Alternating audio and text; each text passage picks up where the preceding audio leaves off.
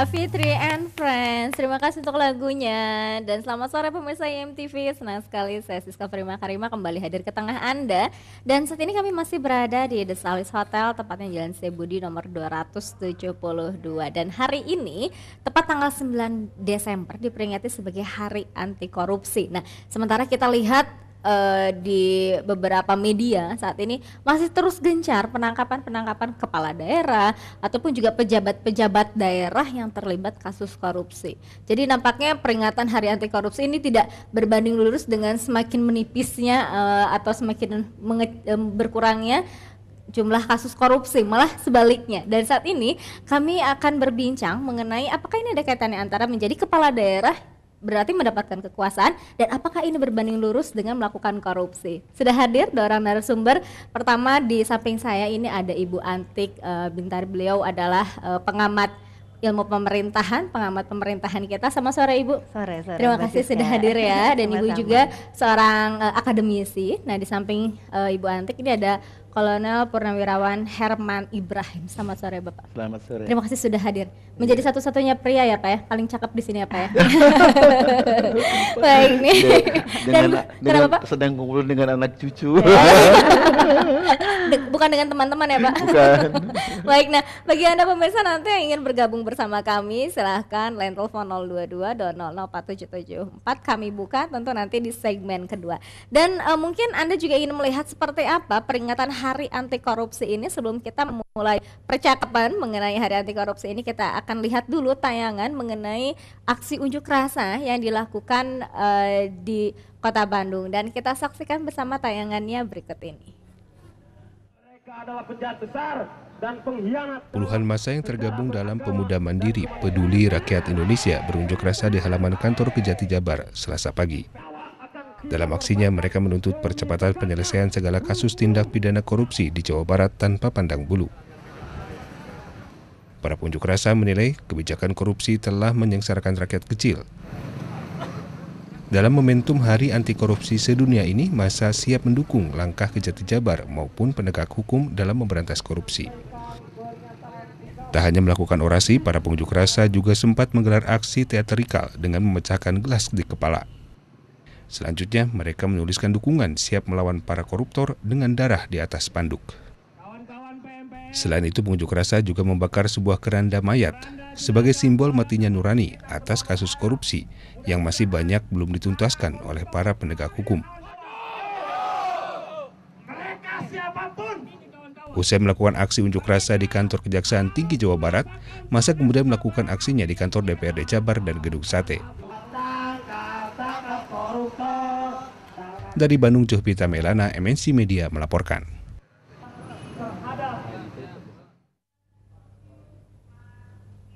Ya, pemirsa, itu aksi demo yang dilakukan di Kota Bandung siang tadi, dan saya ingin ke Pak Herman dulu nih Pak, berbincang mengenai korupsi. Dan kalau saya baca-baca sekitar 80% lebih kepala daerah di Indonesia ini terlibat dengan kasus korupsi Pak.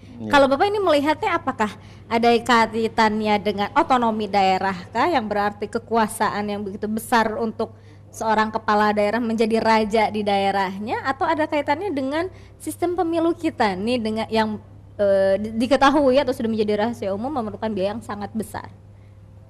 Ya, saya harus mengkritik dulu Hari Anti Korupsi ya. Kalau ada Hari Anti Korupsi hanya satu hari, terus yang 364 hari hari apa? Boleh korupsi berarti. Hari boleh korupsi. Berarti nggak salah ya, korupsi sekarang terus tinggi ya. Kecuali tanggal 9 nggak ada yang korupsi. Kalau dikaitkan dengan kepala daerah, saya kira Bu Antik juga akan lebih jelas nanti menjelaskan bagaimana ya. Sejak awal Undang-Undang Otonomi Daerah itu kan dimaksudkan sebagai antitesis dari pemerintahan Orde Baru yang serba terpusat. Jadi sudah saatnya lah kita memikirkan bahwa rakyat itu harus betul-betul dikelola dalam sebuah sistem pemerintahan otonom. Maka diberikanlah kekuasaan yang cukup besar, dan kita sampai fase akhir sebelum lahirnya Undang-Undang 23 itu yang baru tentang pemerintahan, kita berpegang pada Undang-Undang 34 kalau nggak salah ya Bu Antik. Saya kira di situ kewenangannya memang terlalu luas gitu. Seorang kepala daerah, sehingga dia bisa, saya kira income-nya itu besar sekali kan, dia juga ada dapat pajak insentif pajak macam-macam lah gitu, di samping gaji, kalau macam penghasilannya banyak, sehingga ya luar biasa lah jabatan itu sangat sangat menarik gitu. Tetapi kos untuk menjadi wali kota, bupati, gubernur juga menjadi sangat mahal kan. Orang semua tahu deh kalau jadi bupati, gubernur, wali kota itu ada punya kekuasaan yang cukup luas dan kewenangan yang cukup besar dalam mengelola keuangan. Meskipun keuangan itu adalah keuangan formal sebagai keuangan negara gitu, bisa diatur dengan berbagai macam kebijakan dan insentif. Nah sekarang ya dengan lahirnya Undang-Undang 23 saya kira akan ada perubahan. Tapi apakah perubahan itu signifikan terhadap proses pemilihan kepala daerah nanti akan kita lihat. Saya nggak terlalu yakin juga akan berubah gitu ya. Karena rakyat sudah terlanjur dikasih racun gitu ya, racun. Kalau saya melihatnya yang namanya pilkada, apapun lah dari mulai pemilu, racun uang itu artinya ya semua ketika orang bapak mau jadi anu ya harus jelas dulu, harus eces katanya kalau orang sudah bilang kahart itu yang jadi problem saya kira. Saya kira itu mungkin bisa dilanjutkan. Baik, nah Bu Anti, kalau menurut Ibu sendiri ini lebih karena otonomi daerah tadi atau mungkin otonomi daerah iya dan juga karena biaya untuk mereka terpilih sangat besar? Ada kata-kata yang menarik dari seorang Lord Acton, saya memulainya. Jadi power tends to corrupt dan absolute power tends to absolute corrupt. Jadi memang kalau berbicara kekuasaan memang itu rentan sekali ada penyalahgunaan wewenang. Termasuk diantaranya adalah bagaimana korupsi itu sangat mungkin dan akan sangat mungkin terjadi begitu. Nah kalau saya melihat, saya sih tidak mau kemudian membuat prasangka atau membuat prejudice dulu bahwa pilkada langsung ini membuat ekses bahwa kemudian kepala daerah yang yang terpilih menjadi korup. Tetapi memang kalau berbicara korelasinya itu sangat mungkin tadi Pak Herman juga sudah sampaikan bahwa kos politik itu kan sangat tinggi.